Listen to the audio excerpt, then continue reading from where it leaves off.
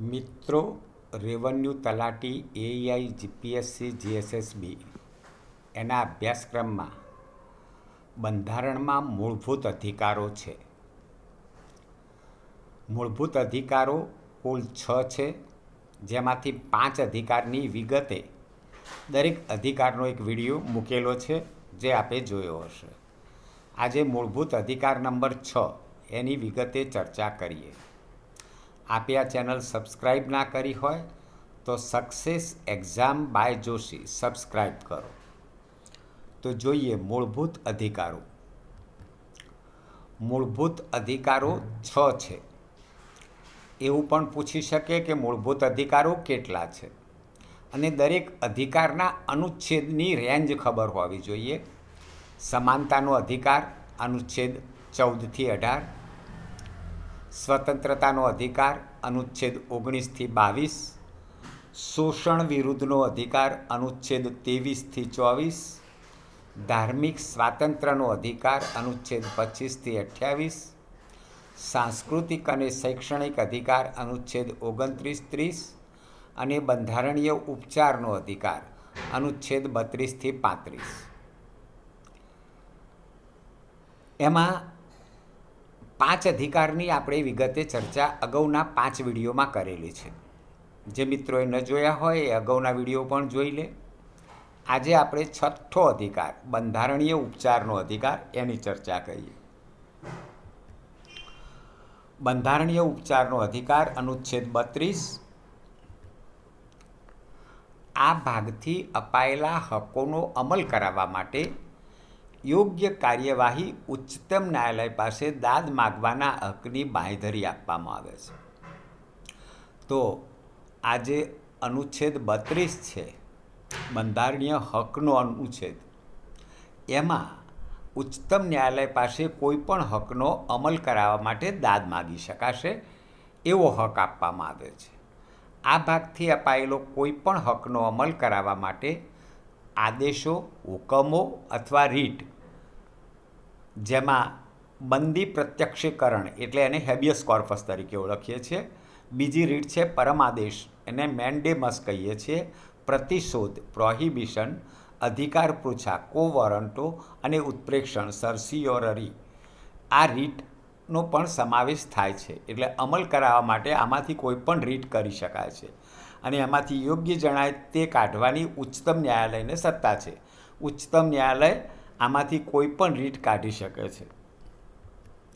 અનુચ્છેદ 33માં આ ભાગથી અપાયેલા હક્કો, દળો વગેરેને લાગુ પડતા હોય ત્યાં તે હક્કોમાં સુધારા વધારા કરવાની સંસદને સત્તા છે.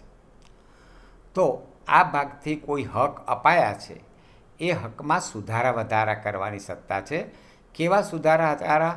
તો સશસ્ત્ર દળના સભ્યોને અથવા જાહેર વ્યવસ્થા જાળવણીની કામગીરી સંભાળનાર દળોના સભ્યોને, અથવા બાતમી અથવા સામી બાતમી એના હેતુ માટે રાજ્ય સ્થાપેલા કોઈ બ્યુરો કે સંગઠન કામે રાખેલી વ્યક્તિઓને લાગુ પડતા હોય ત્યાં તેમની ફરજો યોગ્ય રીતે પળાય અને તેમની અંદર શિસ્ત જળવાય તે માટે હક્કો એટલે અંશે નિયંત્રિત કરવા અથવા ઘટાડવા સંસદ કાયદાથી નક્કી કરી શકશે. તો જે બંધારણીય હક્કો છે એમાં સંસદ કાયદાથી આટલી બાબતોમાં ફેરફાર કરી શકે, નિયંત્રિત કરી શકે. સશસ્ત્ર દળના સભ્યો માટે, જાહેર વ્યવસ્થાની જાળવણીના સભ્યો, અથવા તો બાતમી કે સામી બાતમી આપનાર કોઈ સંગઠનમાં રાખેલી વ્યક્તિઓને લાગુ પડતી બાબતો માટે કાયદાથી એમાં નિયંત્રણ રાખી શકાશે. અનુચ્છેદ 34. કોઈ વિસ્તારમાં લશ્કરી કાયદો અમલમાં હોય તે દરમિયાન આ ભાગથી અપાયેલા હક્કો ઉપર નિયંત્રણ. તો આ જે હક્કો છે પણ જ્યાં લશ્કરી કાયદો અમલમાં છે તો એના પર નિયંત્રણ લાદી શકાશે. આ ભાગની પૂર્વવર્તી જોગવાઈઓમાં ગમે તે મજકૂર હોય તેમ છતાં સંઘની અથવા તેમના કોઈ રાજ્યની નોકરીમાં અથવા બીજી કોઈ વ્યક્તિને જ્યાં લશ્કરી કાયદો અમલમાં હોય એવા ભારતના રાજ્યક્ષેત્રની અંદરના કોઈ વિસ્તારમાં તેણે વ્યવસ્થા જાળવવા અથવા આપવા અંગે લીધેલા કોઈ પગલાંની જવાબદારીમાંથી સંસદ કાયદાથી મુક્તિ આપી શકશે, અથવા એવા વિસ્તારમાં લશ્કરી કાયદા અનુસાર ફરમાવેલી સજાની, કરેલી શિક્ષાની રાજ્ય દાખલ કરવાના હુકમને અથવા લીધેલા બીજા કોઈ પગલાંને કાયદેસર ઠરાવી શકશે. અનુચ્છેદ 35 આ ભાગની જોગવાઈઓને અસરકારક બનાવવા માટે કાયદા રદ કરવા બાબત. તો નીચેની બાબતોમાં કાયદો કરવાની સંસદને સત્તા રહેશે, પણ કોઈ રાજ્યના વિધાનમંડળને રહેશે નહીં. જે કૃત્યો આ ભાગ હેઠળ ગુના તરીકે જાહેર થયા હોય તે માટે શિક્ષા ઠરાવવા કાયદો કરી શકાશે. કાયદાને અસરકારક બનાવી શકાશે. કોઈ કૃત્ય ગુના તરીકે જાહેર થયું હોય એની શિક્ષા કરવા માટે કાયદો બનાવી શકાશે. સંસદે વિધાનના આરંભ પછી બનતી ત્વરાએ ઉલ્લેખેલ કૃત્યો માટે શિક્ષા કરાવવા કાયદો કરવો જોઈએ. કોઈ કૃત્ય શિક્ષાની જોગવાઈ કરતો આ સંવિધાનની આરંભની તરત પહેલાંના ભારતના રાજ્યક્ષેત્રમાં અમલમાં હોય તો કાયદો તેની જોગવાઈઓ અને અનુચ્છેદ 332 હેઠળ તેમાં કંઈ અનુકૂળ ફેરફારો અને સુધારા વધારા કરવામાં આવે તેને આધીન રહીને સંસદમાં તેમાં ફેરફાર ન કરે અથવા તો તેને રદ ન કરે અથવા તેમાં સુધારો ન કરે ત્યાં સુધી અમલમાં રહેશે. મિત્રો, તો આ અનુચ્છેદ 32 થી 35 જે બંધારણનો 6થો મૂળભૂત અધિકાર છે જેની ચર્ચા કરી.